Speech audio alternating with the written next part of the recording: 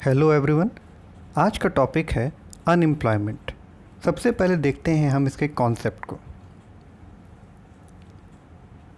जो लोग working age group को बिलोंग करते हैं यानी 15 से 59 इयर्स के हैं और काम करना चाहते हैं और काम करने की एबिलिटी है जिनमें, मगर उन्हें मार्केट गोइंग वेज रेट पे काम नहीं मिल पा रहा है, ऐसे लोगों को हम अनएम्प्लॉयड कहते हैं। यानी एबिलिटी भी है, विलिंगनेस भी है, वर्किंग एज ग्रुप के भी हैं, मगर उन्हें वेज रेट जो चल रहा है मार्केट में वो उसके हिसाब से काम नहीं मिल पा रहा, वैसे लोगों को हम अनएम्प्लॉयड कहते हैं। दो रिलेटेड कॉन्सेप्ट हैं इसके। पहला है लेबर फोर्स, जिसे हिंदी में श्रम बल कहते हैं।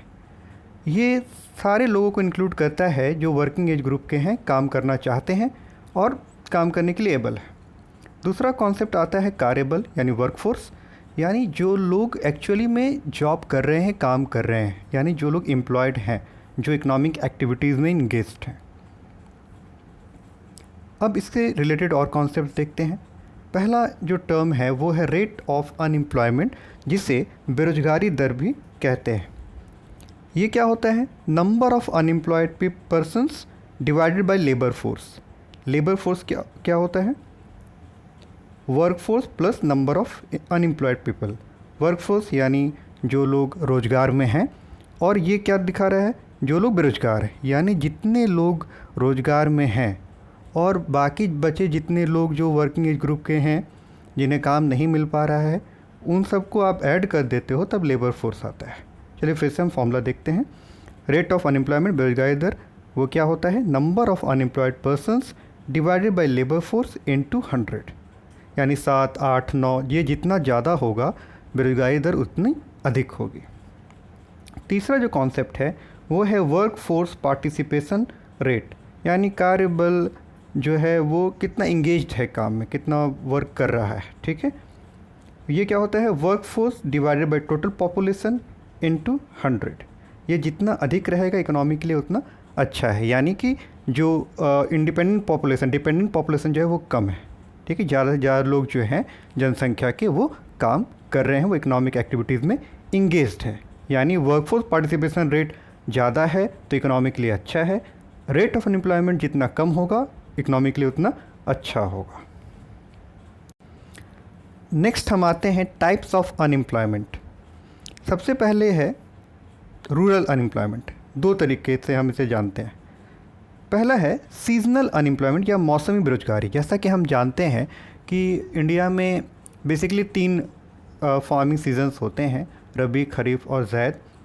और ज़ैद भी हर जगह नहीं होता, यानी मोस्टली 2 ही फार्मिंग सीजन्स होते हैं, तो बाकी के महीने में जो किसान हैं वो बेरोजगार रहते हैं। ठीक है, तो ऐसे लोगों को हम लोग कहते हैं कि वो सीजनली अनएम्प्लॉयड। दूसरा है डिस्गाइज अनएम्प्लॉयमेंट या प्रच्छन्न बेरोजगारी या छिपी हुई बेरोजगारी, यानी इसमें लोग जो है वो काम करते हुए तो दिखते हैं, मगर उनका जो मार्जिनल प्रोडक्टिविटी है, मार्जिनल कंट्रीब्यूशन है, वो ज़ीरो है। यानी मान लो आपकी एक खेत में 5 लोगों की ज़रूरत है और 8 लोग काम कर रहे हैं, प्रोडक्शन बढ़ नहीं रहा है, यानी जो 3 लोग एक्स्ट्रा काम कर रहे हैं उनका कोई कंट्रीब्यूशन टोटल प्रोडक्शन में नहीं है, भले वो अपरेंटली काम करते हुए दिख रहे हैं। तो ऐसे जो 3 लोग हैं हमारे एग्जाम्पल में, वो कहलाएंगे कि दे आर डिस्गाइज अनएम्प्लॉयड। अब नेक्स्ट आते हैं अर्बन अनएम्प्लॉयमेंट। पहला है एजुकेटेड अनएम्प्लॉयमेंट, यानी शिक्षित बेरोजगारी। नाम देखकर ही लग रहा है कि अर्बन मिडिल क्लास जो हैं, जो एजुकेटेड फैमिलीज़ हैं, उन्हें जब जॉब नहीं मिल पाता है despite having educational degrees, high educational degrees, even technical degrees होने के बावजूद जब उन्हें जॉब नहीं मिल पाता है, उसे हम कहते हैं एजुकेटेड अनएम्प्लॉयड। यहाँ पर देखिए एक टर्म है वाइट कॉलर जॉब्स।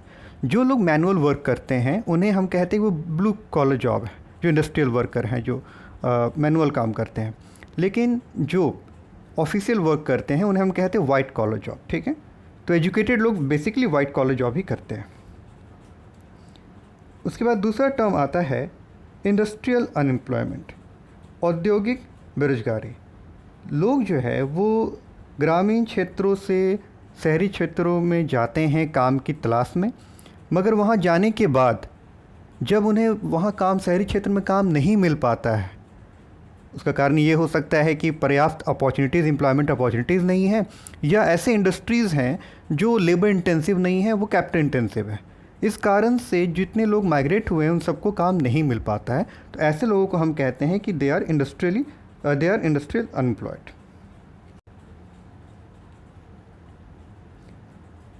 रूरल और अर्बन अनएम्प्लॉयमेंट के बाद और भी कई तरह के अनएम्प्लॉयमेंट होते हैं, उन्हें हम देखते हैं एक एक करके। साइक्लिकल अनएम्प्लॉयमेंट, जिसे हम चक्रीय बेरोजगारी कहते हैं।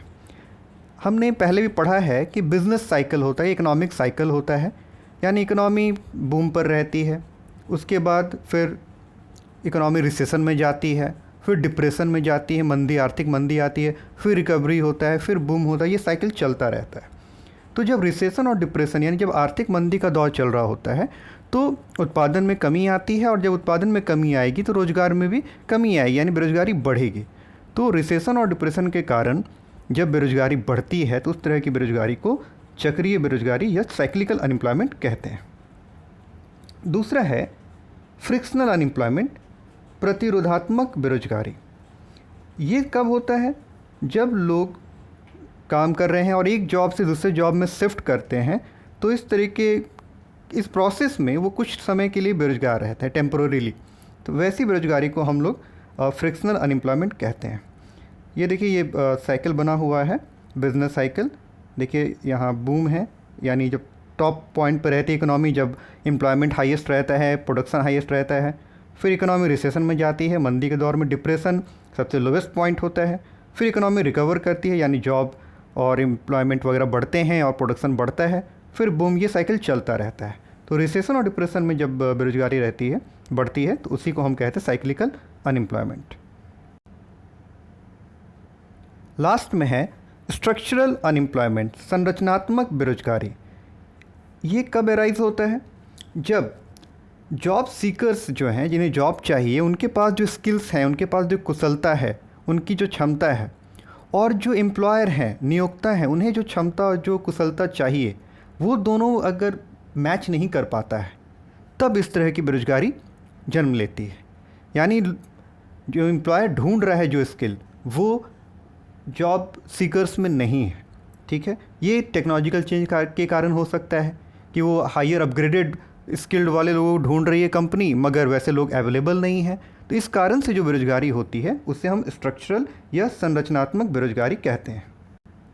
इसका एग्जांपल जैसे आप कह सकते हैं कि जब टाइपराइटर था, कुछ लोग टाइपराइटर में काम करने के लिए बिल्कुल एक्सपर्ट थे, लेकिन जैसे ही कंप्यूटर आया वो उसको समझ नहीं पाए, तो क्या हुआ? वो बेरोजगार हो गए। ठीक है, क्योंकि उनका स्किल जो है वो मार्केट के डिमांड के अनुसार नहीं था।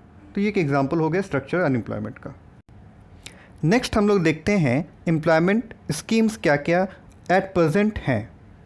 सबसे पहले मनरेगा, दूसरा है prime minister employment generation programme, तीसरा है दीनदयाल उपाध्याय ग्रामीण कौशल योजना, और चौथा है दीनदयाल अंत्योदय योजना, नेशनल अर्बन लाइवलीहुड्स मिशन। इन चारों को हम एक एक करके देखते हैं। सबसे पहले आता है मनरेगा, जिसका फुल फॉर्म है Mahatma Gandhi National Rural Employment Guarantee Act. पहले ये नरेगा के नाम से आया था, 2005 के एक्ट कानून के तहत बना था और 2006 में ये लागू हुआ था। इसकी जो मोस्ट इम्पॉर्टेंट फीचर्स हैं वो क्या क्या हैं? पहला, ये कम से कम 100 डेज़ का गारंटीड एम्प्लॉयमेंट देता है एक साल में।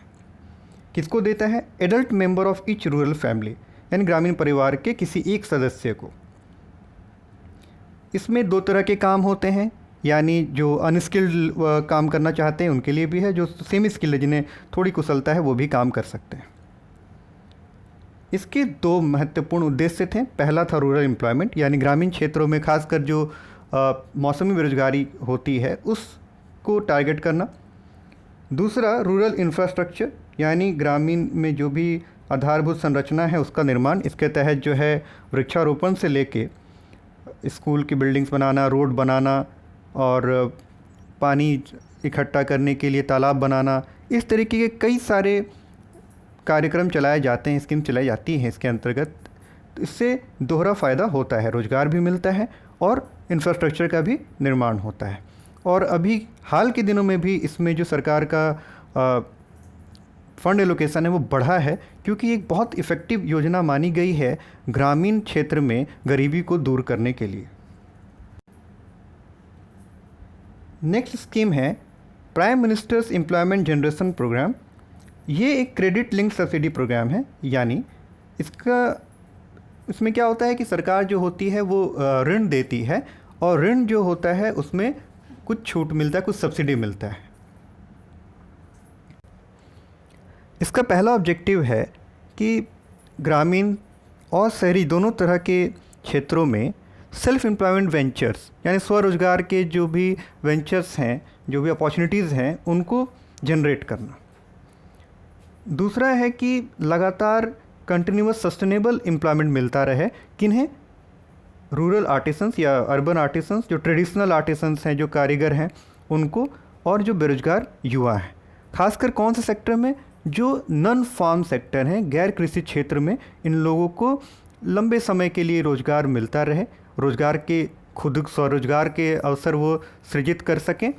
इसलिए इन्हें सर्विस सेक्टर में 10 लाख तक के प्रोजेक्ट के लिए और मैन्युफैक्चरिंग सेक्टर में 25 लाख तक के प्रोजेक्ट के लिए इन्हें ऋण मिलता है सब्सिडाइज्ड रेट पे, इंटरेस्ट रेट पर। तीसरा स्कीम है दीनदयाल उपाध्याय ग्रामीण कौशल योजना, DDU-GKY। इसमें जो रूरल यूथ हैं, जो गरीब हैं, उन्हें कुशलता ट्रेनिंग दी जाती है ताकि वो कुशल बन सकें, ठीक है, और उन्हें हेल्प किया जाता है कि वो ऐसे जगह पर रेगुलर नेचर का जॉब ग्रामीण क्षेत्रों में कर सकें, और जो वेज रेट है वो, चूँकि स्किलफुल हैं वो ज़्यादा, इसलिए उनका जो मजदूरी दर है वो मिनिमम वेज रेट से ज़्यादा रहे। नेक्स्ट है दीनदयाल अंत्योदय योजना, नेशनल अर्बन लाइवलीहुड्स मिशन, जिसे आजीविका मिशन के नाम से भी जाना जाता था। इसमें देखिए 3 ऑब्जेक्टिव्स हैं। पहला है, जो देखिए हमने जो टर्म हाईलाइट किया है, गेनफुल सेल्फ एम्प्लॉयमेंट, यानी इन्हें इस तरीके से ट्रेन करना, इतना हेल्प करना है उनको कि या तो वो स्वरोजगार के अवसर का सृजन कर सकें, या स्किल्ड वेज एम्प्लॉयमेंट, यानी किसी के दूसरे के द्वारा दिए गए काम को कर सके। कैसा काम? स्किल्ड, जिसमें उन्हें बेहतर आमदनी मिले। दूसरा है कि जो अर्बन होमलेस हैं, उनको, जो ऐसे लोग जिनके पास घर नहीं है शहरी क्षेत्र में, उनको जो है बेसिक शेल्टर का, जिसमें सारी ज़रूरत की सुविधाएं हों, मिनिमम नेसेसिटीज़ ऑफ लाइफ हों, वो प्रोवाइड किया जाए। तीसरा ऑब्जेक्टिव है कि जो अर्बन स्ट्रीट वेंडर्स हैं, जो फेरी वाले हैं शहरी क्षेत्रों में, उनके जीवन के जो स्तर है उसमें सुधार किया जाए, और उनको आगे बढ़ने के लिए अगर ऋण की आवश्यकता है तो ऋण दिया जाए, और उन्हें सामाजिक सुरक्षा के साथ साथ उनकी कुशलता में भी वृद्धि करने का प्रयास किया जाए। उम्मीद है कि आपको ये टॉपिक समझ में आया होगा। देखने के लिए थैंक यू।